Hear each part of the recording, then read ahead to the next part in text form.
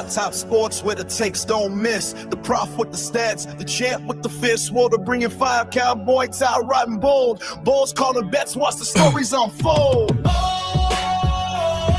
And it's truly eyebrows running the show.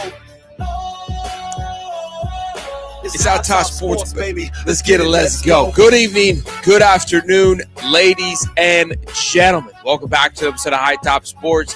Happy to have you here. Happy Friday morning. We had ourselves a fantastic day yesterday, once again, as Florida Gators. Well, kind of, sort of. One of our arch nemesis was able to get the W in that first playoff game of the Final Four in the Miami Hurricanes, which I think was an instant classic. Wouldn't you agree, Coasters? Yeah, it was a good one, man. It's crazy how one player can take over a game, and Malachi Tony. I couldn't believe it. That's a 3-star. So on 3, 247. I don't know how you missed. He didn't go to a small program either. Okay, I don't know how you missed that guy, but you whiffed bad. It feels like as the moment continues to increase, he just continues to get better. It's unbelievable watching him play, because if I look, not to take anything away from Miami, but if they don't got Malachi Tony, they ain't winning yesterday. I'll tell you that. And now those trenches, they're not too shabby either. We can say that as well. But the Miami Hurricanes, like we said, they get the W over Ole Miss, and man, like I said, it was an instant classic. Comes down to the wire. I was so close to having my bet win, which I took Ole Miss. And I took Ole Miss money line and the under was 52.5. And if they would have won the 27-24, it was 51. I would have won. But it ramped up at the end there perfectly. And once again, man, I mean, look, as much as I hate to say it, Miami has done a phenomenal job for the fact that they got the way that they got in, the way that they just squeaked right in, and they have played some tough competition all the way through. I think that we would agree they played. They played the top SEC team because they were the only one available. They play, which I felt which was the top SEC team in Texas A&M, and they beat arguably the top team in the Big Ten, and they'll probably have to play one of the remaining Big Ten teams. Beck tried to Beck it, boy. He tried to give that thing away in the last quarter as best as he could. INT, he got sacked 3 times on one drive, and then it's kind of fitting that he kind of got his flowers at the end with the literal walk-in touchdown. Touchdown. The defense from Ole Miss had me irate last night. Yeah. That was the first time that I felt like you kind of felt that was the transition into the golden era. And if I'm an Ole Miss fan, I think I'm a bit nervous of what's happening here. And I was thinking about it when I was watching that defense, man, because this is why, and I don't mean this, it's going to be a little bit of a shot, but I think Sharif Denton is going to crush it in that defense. And why I believe that, it's the same reason why Princely did so well in that defense. I don't think they have, no one's really has an assignment. They call the scheme, and then basically it's like see ball, go get ball for those guys. And there was just so many times where they were just out of line. It felt like there wasn't organization. They were offset too many times, and nobody was playing in unison. And there were so many times people were kind of, I think that they weren't even flagged, but Ruben Bain and their other edge guy didn't have these electric stats when you look at sacks and dropbacks. Part of that was the fact of how quickly Trinidad Chambers could get rid of the ball. But the other part of it is they understand that he's a mobile quarterback. And it's the same reason why we saw Tyreek Sapp and our guys so many times just set the edge, right? Let's contain the pocket and we'll get pressure through the inside. And if we don't get there, it is what it is. But the last thing we want to do is blow these guys off the end and open up holes so this guy can cut loose. And so many times that's what, and they were doing that 3-3-5 defense, which I can't stand. You're coming in at a 3-3-5 defense when they're already bigger than you. They're bullying you. They're running the ball. I don't know why they didn't just run the ball. Yeah, they could have turned around and handed it back to Fletcher the entire drive. Spam, running back counter, running back blast, and they had no answer. It was 8, 10, 9 yards of pickup. I wonder what his average is. I'm going to look that up real fast. I wonder what his average yards a tote last night was, because he only got stopped up in the backfield like 1 or 2 times. Then, you kind of are questioning, Golden's. He didn't pull Lacey during the one game. They were way up. He ended up getting a shoulder injury. Then he got a hamstring injury. Last night he tweaked a hammy. Didn't look the same.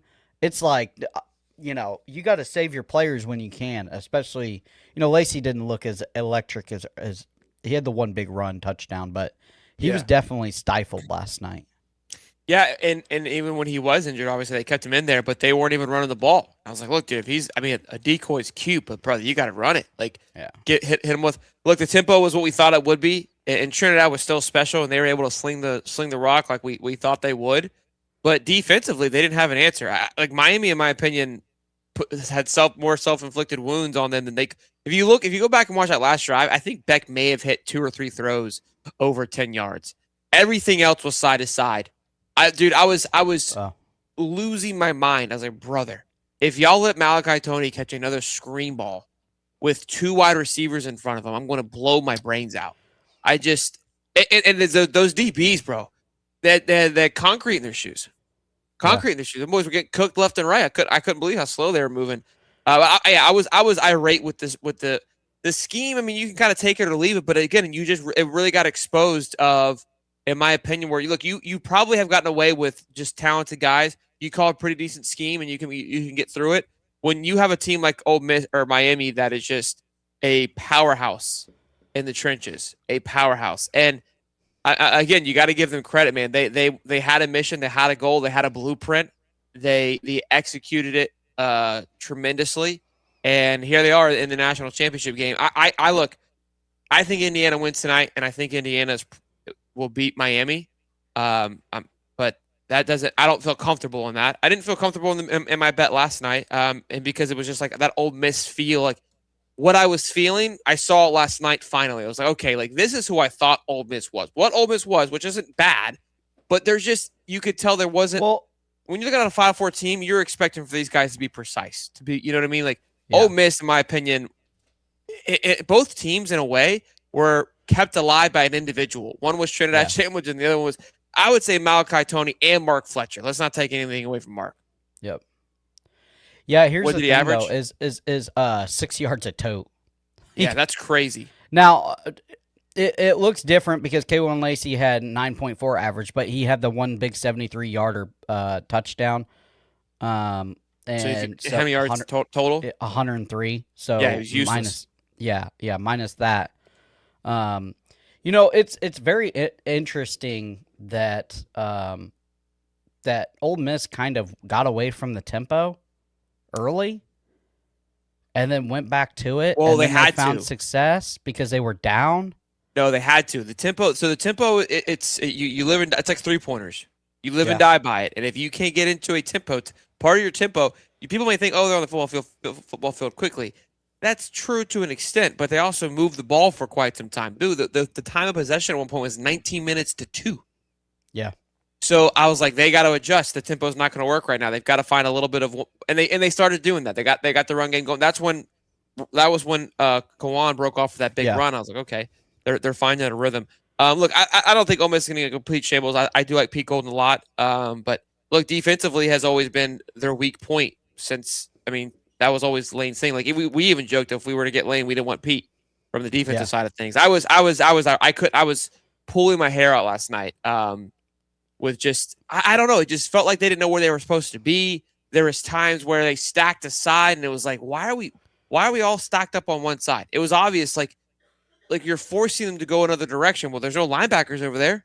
There's no safety coming downhill to the other side. So what are you doing this for? Like, what are we? None of it made any sense to me. And it's almost like getting too exotic. Like exotic stuff is fine, but it can burn you because you're out of regular position. Yeah, they didn't have those exotic defenses. They work because the guy that you're trained to block isn't there anymore. He's 5 yards up and 4 yards over. So the linemen have a tough time, especially getting to the second level. The biggest thing for me though is that I don't even think Miami played their best game. Truthfully, if they played their best game, they would have turned it and handed it to Fletcher another 15 times for 6 yards a tote, and this thing wouldn't even have been close. Yeah, I don't think they played their best either. It's kind of concerning Beck for has Miami. played. No, that great. it's kind of it's kind of concerning for me with Miami. It feels like when it going gets tough, they force to throw instead of just leaning on the run Stick it game. to who they are. Yeah. Yeah. Just turn around and hand Booby the ball. I mean, you got Mark Fletcher back there at 6 yards an average. You have a great offensive line. And this is something that I was worried about with Ole Miss is the defensive line is pretty good, but they don't have the depth like what some other teams do because they're kind of a portal team and they just don't have that depth. And you saw it yesterday. I mean, those guys were by the fourth quarter they were whooped. They didn't have enough gas in the tank. They got into deep water, and then Miami they had that one big drive where they handed Fletcher the ball like 10 times in a row, and you could just tell. I mean, the interior nose guard was laying on the field. They thought he was hurt. Nope, he's just catching his breath. He's just trying not to die.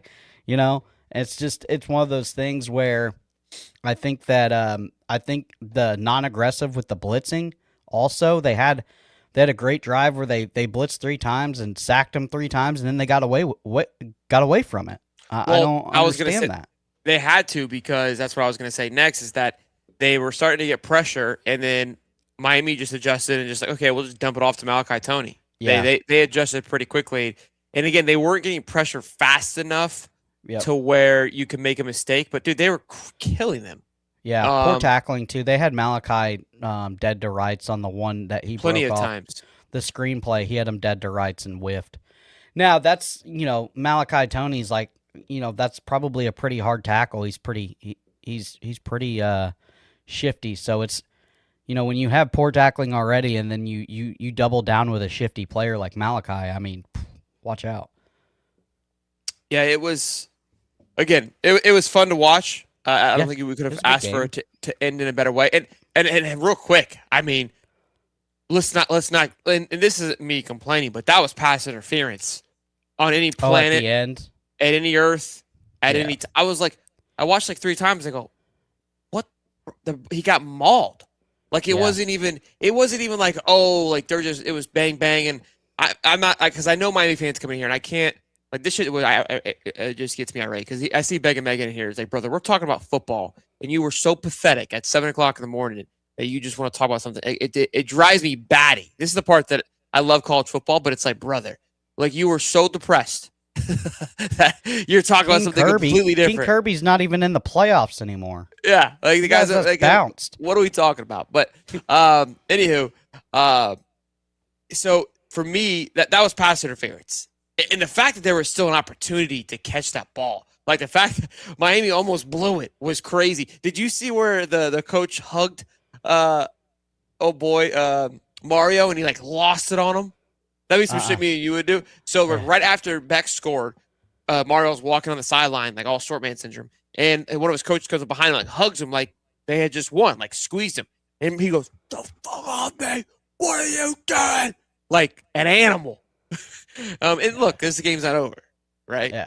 So, it was that was fun to watch, but yeah, that was pass interference. I don't know what to tell you. I know fans are like, oh, we're like, listen, I'm not saying they would have scored. It's like Dana White says. It's like Dana White says, you can't leave it in the hands of the judges.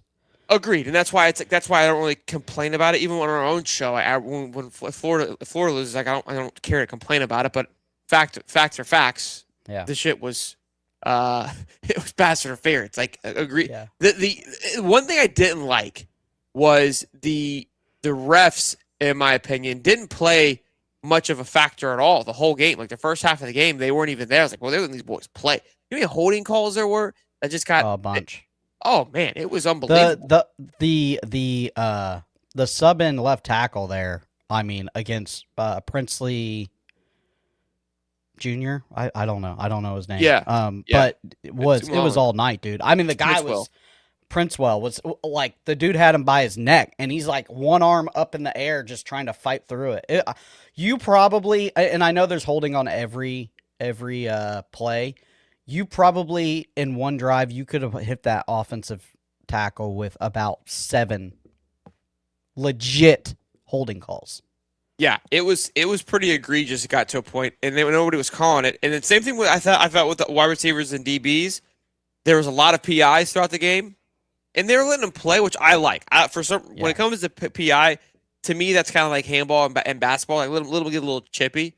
That was fine, and then obviously you can't let it get too far, and then all of a sudden the flags they were just like slingshots. They were just kept throwing them out at the without end. it. Yeah, it got a little irritating. I don't think that was really targeting by the former Wisconsin DB. No, that was targeting. I don't feel like it. The other one wasn't. I saw the guy was falling. The guy was falling, and if the guy doesn't fall, lose his feet and fall, he hits him square. I mean square in the sternum. It's a good wrap up tackle. Yeah, but he was already falling. Excuse me. I hear what you're saying. That wasn't one of those plays where like he dove first and then the guy fell. Now the defensive lineman jumping in at the end, that was egregious. The late hit where K1 Macy was down. That was pathetic. Yeah, that should have been a bit. I think that should have been ejected. Penalty. Yeah, that's a bigger penalty in my opinion than I think the. Yeah, guy didn't have anywhere to go. He's at the bottom of a pile, and you have a 310-pound lineman trying to take his head off. Yeah, that was crazy. The other one that happened that got picked up at the beginning of the game, where the two guys Ole Miss ran into the Miami player. Somebody posted a picture of it. Bro, that shit drives me batty. It was like pictures. How is this not targeting? Well, it's like if you watch the play, like as soon as I saw it, I was like, "There's no way that's targeting." Like he literally, the guy wasn't paying attention. It was like a cartoon. It just it's like there was zero type aggressive at him. You know what though? It wasn't as egregious as the butt targeting that we got. That I don't know who that was. Who was that? Aaron Gates? No, it was no Miller. Oh, we did get butt targeting. You're right. I was thinking about Venture Miller, but yeah, this past one we got butt targeting. I don't remember who it was. $2. Happy Friday, High Top. Happy Friday, my man. The chat will know. Yeah, they'll remember. Who got the butt targeting? Dave will know. 2 years Dave's ago. in here. 2 years ago. Bridges got the butt targeting. I remember that. Quick with it. Let's get into this, and then we'll talk about a couple other things here. We got to be quick today. I got to rip right at 7:55, but we're going to talk about Florida Gators get 2 more commits yesterday. I think I'm going to do a separate show talking more about John Summerall because he had an incredible interview on his ESPN channel. Did you see it? The hot takes one? No. It happened like a couple days ago. It's fresh. It's fresh. No, I haven't seen it. I clicked on the comments and I loved it because it was exactly how I felt. Because it's like, man, I know we want to get flack because I'm the Disney Gator, but I was like, dude, he's hard not to love. Like you're like, it's just like you're like just please don't hurt me. And I literally clicked on the comments. It's like I don't want to be 10 feet deep already in this guy, but I love this guy. Like this was a comment section. So, you want to know an interesting fact? You cut me off to not even have a thought. I'm sorry. Jeez, my God. I didn't mean to. You cut me off to go just to look at me. So when I was doing my R&D project with Seth, we're gonna have him on next Wednesday, I think, morning. He was coaching at the time, and there was a pretty, I guess, a well-known high school coach, won a bunch of state titles. They went to a coaching clinic, and John Summerall was there. And he looked at, this is when he was at Troy or maybe Tulane first year, and that Florida head coach looked at him and was like, that guy's going to win a national championship somewhere. I've seen 1,000 coaches. There ain't very many like that one. Really? Yeah.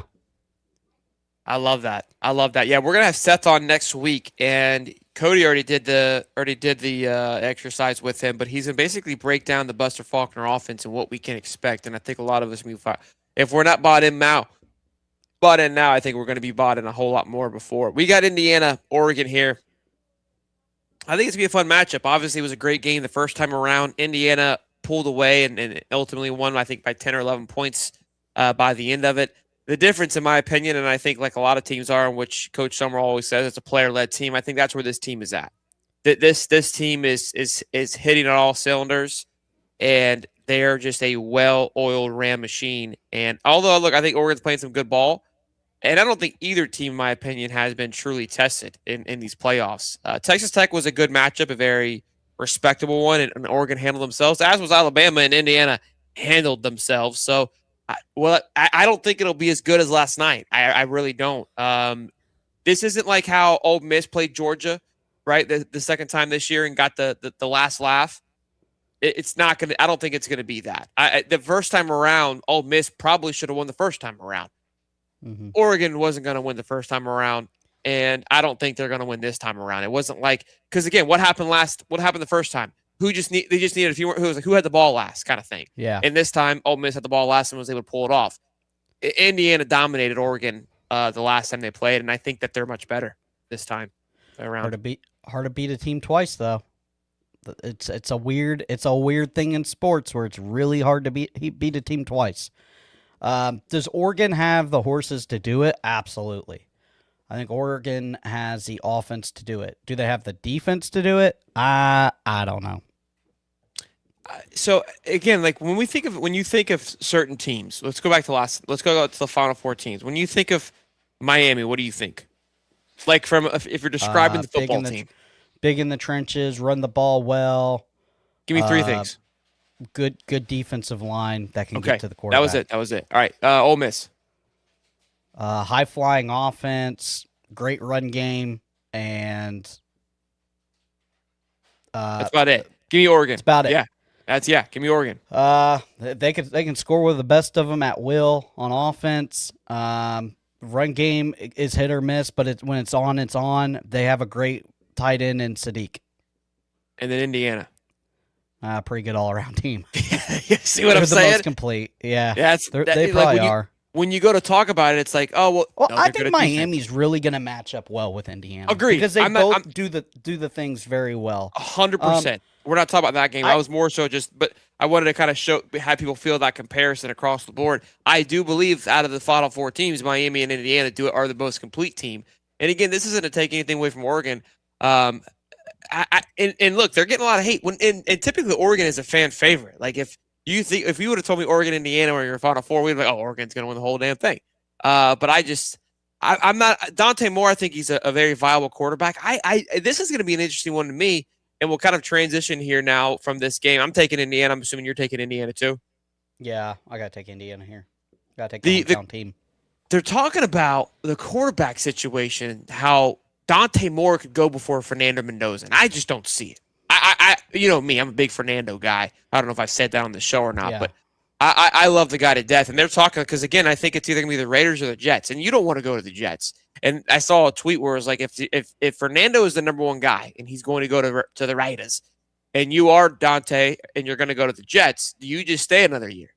And I think they're trying to figure that out. And not to mention Ty Simpson, I don't think we talked about this on the show yet. He entered into the draft. He's not returning, which I found very interesting as well too. I thought it would have been a wonder for staying, but I don't think he would have played. I think he would have been fighting for a spot, is what it came down to. Yeah, I don't think he needs. I think for a guy like him, that's probably the best option. He's going to be the best pure thrower that is going to be in this NFL draft. Does that make him the best? Yes. Does that make him the best quarterback? Option. Yeah. I don't know. It depends what you want to do. If you have a very, very good run game and you just need this guy to turn around and hand the ball off and then, hit Justin Jefferson in the, on a little bang out route or a deep route, I think you go after Ty. If you need a complete quarterback that can kind of do it all, I think Mendoza's your pick. I think that Trinidad Chambliss, if he does get the waiver and doesn't go to the NFL draft, that's my QB1. But if he stays at Ole Miss, then this is going to be probably the most lackluster quarterback class we've had since Brady Quinn era. Ooh, Ty Simpson to the Rams would be a match made in heaven. That would be some shit that happens. Oh, yeah, that'd be perfect. That would be like an Eagles. Perfect. Yeah, that would be like an Eagle. Like it just falls in their lap. Like they're well, here we are. We'll take him. No problem here. Yeah, that would be a phenomenal pickup for him. When I think of Mendoza, I think of I see a lot of Bo Nix at the next level for him. And Bo Nix, very viable quarterback, but Bo Nix doesn't thrive everywhere. Bo Nix is a system quarterback. It's okay to be a system quarterback as long as you land in the right system. I mean, I would argue Purdy is a system quarterback. Brock Purdy is 100% a system quarterback.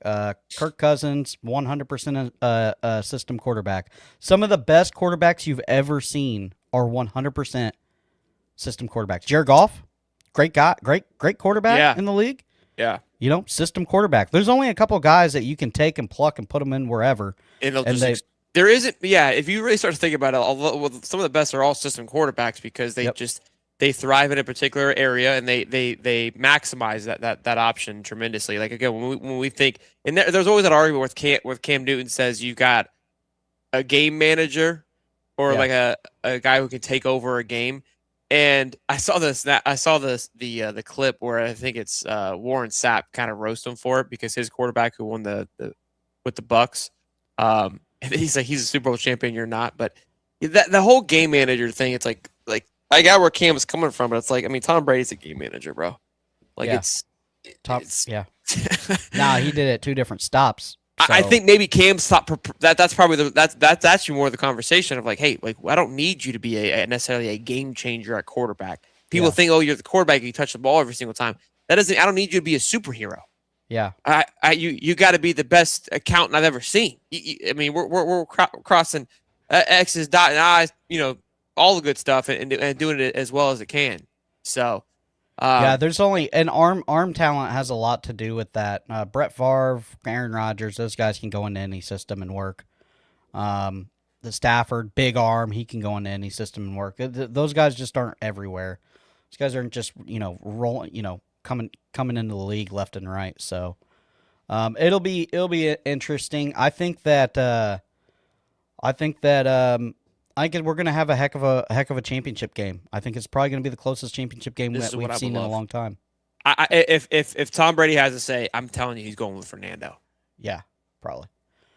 Somebody commented that we're getting too many running backs. Willie Peterson, getting too many running backs. We lost a lot, and we didn't. We needed. Oh no, 4. He asked. He's just no question mark. Is we getting? Oh, that's offensive tackle. Hold on. Go ahead. Sorry, I don't know. I didn't see it. Oh, you're saying... no. We had to. Yeah, we had this many on the roster. I mean, if you remember, we had Jaden Daniels he's gone. Jaden Ball, excuse me, KD Daniels, Jacoby Jackson, Byron Lewis, who also is there right now that stayed. Oh, Duke Clark, that's 5, and Treon Webb. So we had 6 last year. We lost Treon Webb, KD Daniels, Jacoby Jackson, and that was it. So we were down to 3. So we've added. You also didn't bring one in the recruiting class because Baker flipped. Correct. So we added Evan Pryor, the ECU kid, and that's it, right? Yeah. Oh, and London Merritt. That's the ECU kid. No, that's the ECU kid. So we're only up to 5. Yeah. We could really take one more. Yeah, we should probably take one more. Yeah, to fill in the void. Maybe a young guy. Yeah, this was crazy news. This has been a blast to watch with Deon Williams at Washington. So his representation dropped him. Lawyer, what have you? Darren Heitner, who Florida fans are familiar with. Yeah, Chad Gasper left too. So there's 7. He gets new representation, and ultimately they figure it out, and now he's staying. And there was obviously the conversations 2 days ago. It's like, no way he gets accepted back. The Washington team's not going to, take him in. And here they are. They're like, no, we're good. It's no big deal here. And LSU is trying to spin it any which way they can. It's been fun to watch. LSU, that fan base is starting to get a little jumpy because they're on option 1, 2, 3, 7D right now. I mean, it was Trinidad Shambles, I think, was option 1. Then it was why the face? I got a tweet I'm gonna pull up for you. Okay, Brenton Sorsbury was number 2. Then Sam Levitt, and I saw a thing was like they're gonna look back at Sam Levitt, but the way that it went down his last time at BR in Baton Rouge when he was there when the Deon Williams news dropped, you had me pegged as option 2. Here, hold on.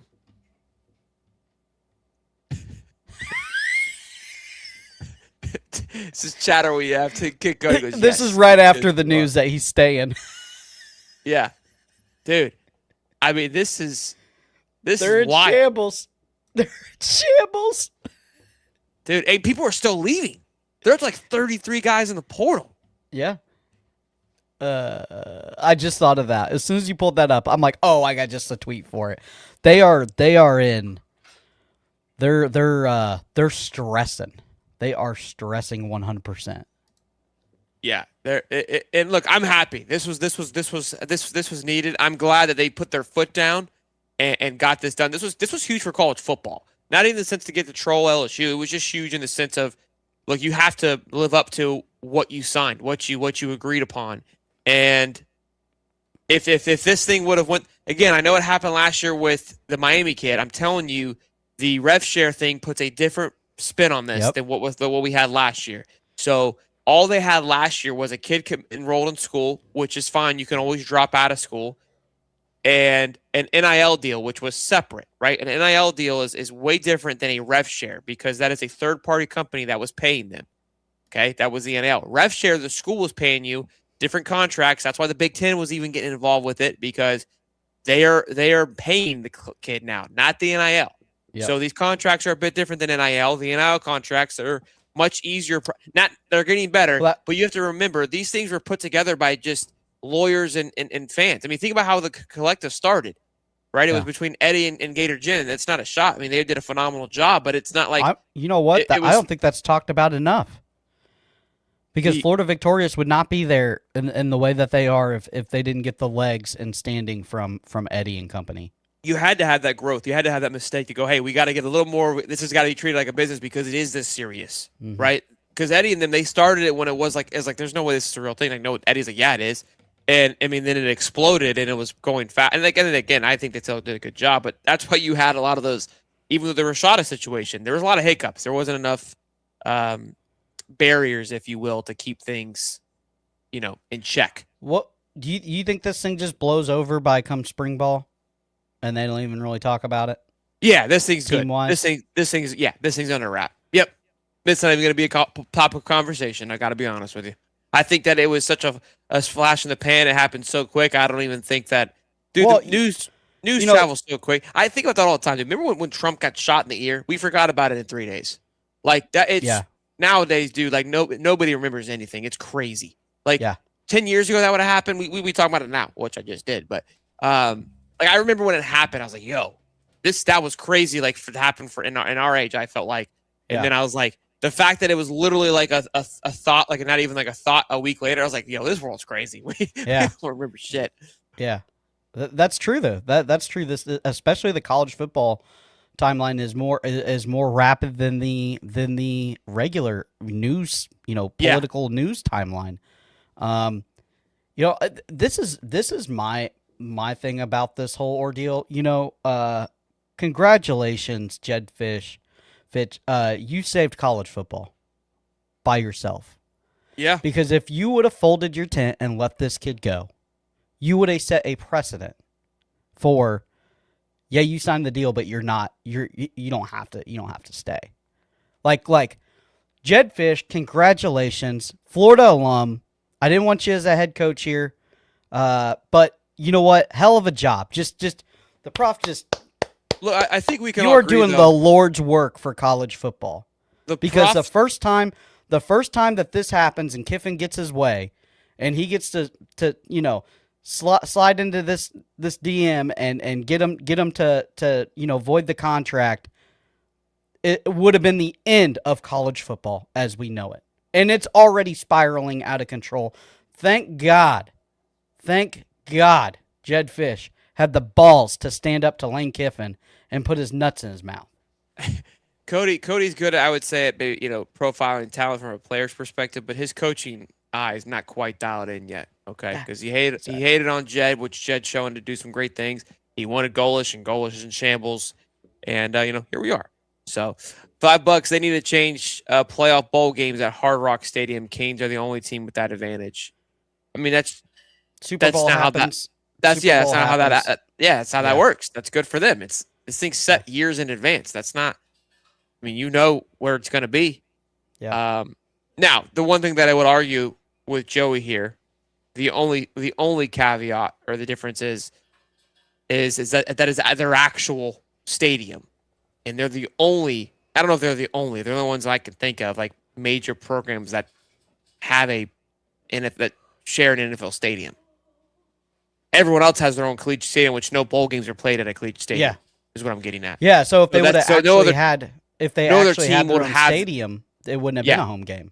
No other team can have this advantage, I think is actually his point, which is actually a pretty solid point there. Now, if the game was in Atlanta, right, then you have it. That's different. But again, it's still not the same. There is actually he does have a little bit of a case there, but you know, we've seen Miami games. To say it's going to be a home field advantage is it's going to be split 50-50. I promise you, Indiana and Oregon will travel. I wouldn't mind an Oregon matchup just because of the history with Oregon and Mario. That'd be kind of a cool little thing. We'd have Derek the Duck. I gotta shoot him a message, see how we're doing.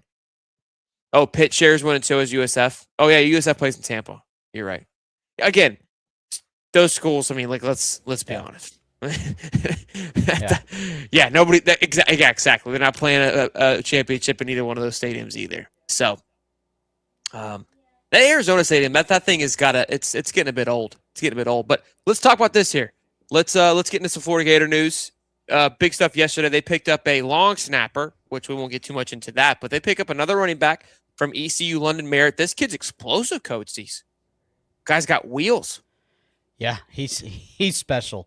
He's a special one, man. He's shifty. It seems like they've kind of figured out what kind of running backs they want behind Ball. Ball's going to be the bell cow, and these two cats are they can take the roof off this thing. I mean, it's thunder and double lightning in a bottle right now with London, Montgomery, and Pryor. I would say Pryor's a tick faster. But London Montgomery and a little bit more explosive. London Montgomery's no slouch there. But the fact that, because if you want to do that kind of three-headed monster, the fact that you go down a tick to that third level, and not to mention you still have Duke Clark and Byron Lewis back there that are going into their sophomore year that are going to bring a flash to that. Like who knows where that? Honestly, I think 1 and 2 are pretty set, but 3, 4, 5, that thing's busted wide open in a good way, in a healthy way, and. The fact that you can go to that third guy and still imagine that guy comes in, then the defense kind of like, whew, no more Jaden Ball, no more Evan Pryor. Just kidding. The guy can still slice and dice you. So we're gonna have the best back two kick returners in the nation. That was what he probably will take kicks too. Is that what I was him say and next? Pryor. Him and Pryor will take kicks. Which in my opinion, we haven't had a true kick returner in the entire Napier era. Now, VB3, I think, is a phenomenal punt returner. I don't want to take in kick returns back. I'm not a fan of it. I mean, he can, which he's explosive there too. So I would argue that he's probably one of the better ones. But like Mizell, I think was good. Just never got up to top end speed quickly enough. Trevor Etienne wasn't bad. I didn't love it, but he wasn't bad. We always had who else did we have? I think we had the talent. We just didn't put him back there. Like, I don't know why we never saw Hank. DK was back there. He was pretty good. When he did get his opportunity, he was consistent, right? He was reliable. Ricky Pearsall was reliable. Yep. I'm talking difference makers. I'm talking but when they were tossing Ball back there, I never understood that. Like Ball, not Ball. Who was the other one? Golly, our first running back. Oh, Etienne. No. Who? Before Etienne. Montrell Johnson. Golly. Drawing a blank there. He was catching punts and kicks. But for the last 2 years, he had 1,000 yards, 9 touchdowns. Former 4-star from Penn State, was the eighth ranked running back in Pennsylvania. This just confirms my well, everyone says it, but again, like just think about that. Dime a dozen. Guy was 8th ranked coming out of high school. Has to go to ECU just because of lack of production. But the point of it is that the kid's got it. Kid's got what it takes to get it done, obviously, especially coming out of high school. And this is where the portal is great. He gets to restart his career. The running back room is the best. It's to think about that too. I think this is because people forget. I don't forget about all the nonsense. We fired Jaluk and everyone goes bananas, right? And I got it, but I was like, a couple of reasons why you got to fire him. And secondly, my thing was like Jaluk lived in like three-star territory. Like that was kind of his bread and butter. We've gone and signed the best running back room on paper Florida has had in the last 4 years. No question. And it's not even close. It's not even close. It's not even close because usually we had like Montreal Johnson was solid. Montreal Johnson was like what Evan Pryor and London are, like good, efficient, but electric, like takeover. No, that's Shaden Ball, which we can give credit to Billy. That's fine. But Evan Pryor, we haven't had a 1-2 punch, 1-2-3 punch with these three. Like these are all three legitimately. This is back to the urban days when they had legitimate track stars back there getting the ball. How often do you think you're going to see both of them back there in that wing tee back there? And you're going to oh boy, man, you're going to see them both back there. Yeah, that's going to be nasty, dude. It's going to be absolutely nasty. This is the best running back room that our OC has definitely had. The talent that our OC has had. Should we even get into the wide receivers? Not yet, because we're still working. There's some guys visiting now from Duke. Let me tell you this. If we get this Duke kid, you think Malachi Toney's good? This kid's just like Malachi Toney. Talk about him a little bit. We hadn't said much because that broke yesterday. Same build, smaller guy, but just uber twitched up. I mean, he's like Malachi Toney, Kadarius Toney. I mean, that's what he bounces off guys. I mean, he's hard to bring down. The stop and go speed is absolutely at a level that only few can do. Like the things that what makes Malachi Toney great, we are going to be able to use if we land this Duke kid. That's how good he is. He is going to be. He has more twitch than VB3, and he has more twitch than Eugene Wilson. Like he is that shifty. He's as shifty as Kadarius Toney was. If they get him with these running backs, man, and I know I talked to you a little bit about what you spoke with Seth about what this offense is going to do. I think it's going to exhaust. They love the screens. The screens. Yeah, people get mad about the screens, but I've seen it this entire college football playoffs. The problem was we just were horrible at executing it. We didn't set it up properly. The fact is that so here's what made the screen so effective last night, because every time I would see them line up, here comes a screen. It wasn't a screen. It was a quick little slant route or a little out route, and they were kind of on their toes to go get the screen, and they got burned. Right? So talk about Ole Miss, and then you see them they have to sit on their heels because now they go, okay, I can't get beat, and they throw a screen and they got beat. Like Ole Miss or Miami had them in a blender because, again, it's not about just because they called the same 5 plays, bro. Yeah, it wasn't like Ole Miss had this just uber incredible playbook. No. It was the fact that everything they called, they executed like a son of a gun. And if they had a quarterback that could just hit somebody, they would be even better, which is scary. Like that. Think about that. If they had, I'm not trying to hate on Carson Beck because he's done a good job. He's done what he can do, and he can sling it. But there, you saw us throws last night. Just way too many underthrown balls from him. Yeah, Mike Roman, we gave you your flowers. I'm not saying that the Duke kid is exactly Malachi Toney. I'm saying it's the same style of play. I can't stand that. Like, bro, you can't just take off your green and orange glasses for a second on player comparison. It's called a player comp. Everybody does it. They look the same. Go watch the film. I know you haven't done it because you're still drooling over last night, which is fine. But don't say that I don't know what I'm talking about. They look the exact same, pretty close build, uber twitchy. Kadarius Toney was very twitchy and very shifty. So I don't know what you're talking about. You're just I gave you your flowers already. Miami's hell of a team this year. No question there. So you are a hater. Hated on Beck all season. You're literally in my comments hating. First of all, second of all, yes, I have not. Beck tried to give it away last night. Yeah, I'm not. I have been very critical of Beck. I have been very vocal about that. I mean, that's what we do. We have conversations, young man. Okay, so use your noggin for just 2 seconds, big guy. That's all. Look, you're more than welcome to be here and talk shit. You guys have earned it. I'm not proud about it. Brown. Quinshon Brown's his name. He's 5'8". Oh, the Duke kid. Yeah, 165. $2 from Joey. French needs to come home. I don't think we people have to remember. They're like, oh, well, Florida was after him. It was a different Florida staff. that was after him. I don't think they go after him, but we'll see. $5 elite competition at every position will make an immediate impact. Watch the ROI on this staff/players. Agreed. So we run an option offense or air raid. It's a blend. I think it's gonna. And that's what could be. I think you're gonna have to, especially with the youth of the quarterback room. I think that's what's going to be. As someone saw, do we need another quarterback? I don't believe Florida's going to go get another quarterback. I think they're set at 5. They're literally within 2 inches of each other, or an inch and a half of each other, and 15 pounds. So yes, they're built the same way. Yeah. Ding dong. Ding dong. Golly. Rule number 1: hopefully the trolls they multiply from attention. Yeah, look, I'm not. They do. I don't mind the. I get that point too, but.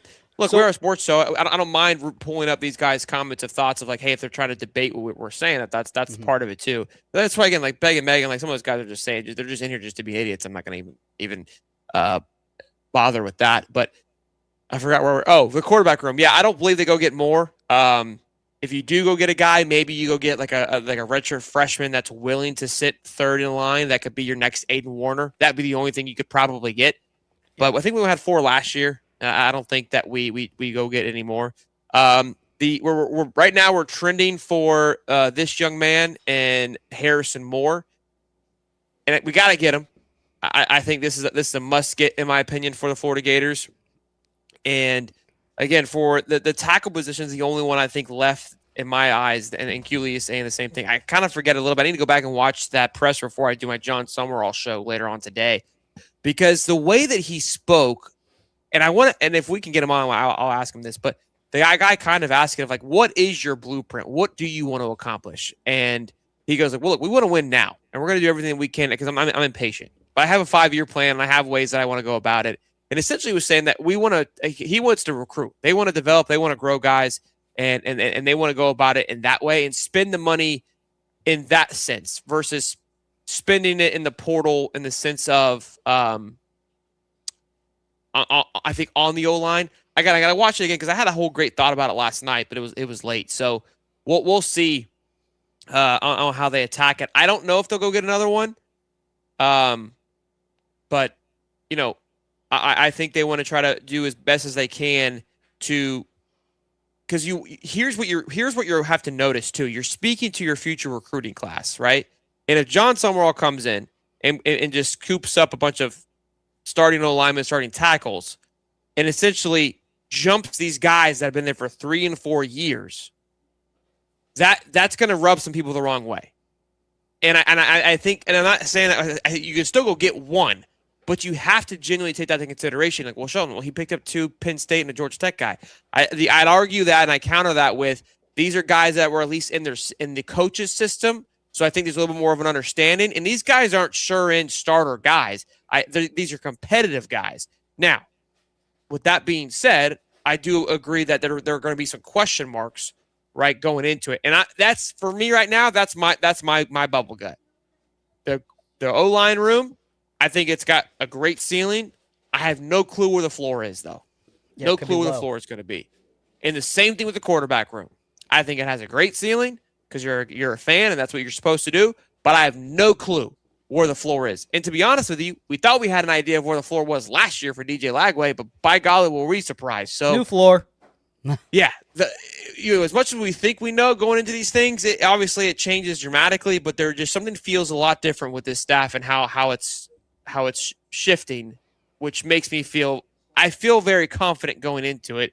And it's not just me being a Gator fan and wanting to be, blindfolded. It is because I've watched an entire regime act. I have watched other winning cultures and other winning coaches, and we're starting to show similarities to the more of the winning side than the other side.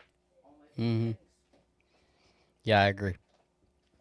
You're caught up in the chat. I can't even get. You're lost in the sauce over there. I don't even know what you're worried about. I'm not lost in the sauce. I know exactly. You're what not you're even listening to a about. word I said. You're talking about winning coaches. Yeah. So the offense is going to be interesting. There's going to be some air raid stuff in there, some RPO.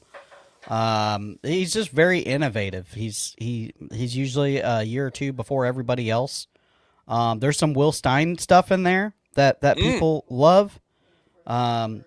Especially for some dump off stuff, just to get the quarterback into a easy, plays that we've been screaming for the last 4 years.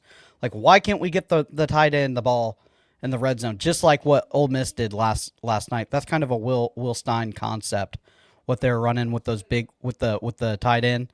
He had those big catches last year. I think, or not last year, last night in the game. I think he's just like, you can't put a type of offense this is going to be.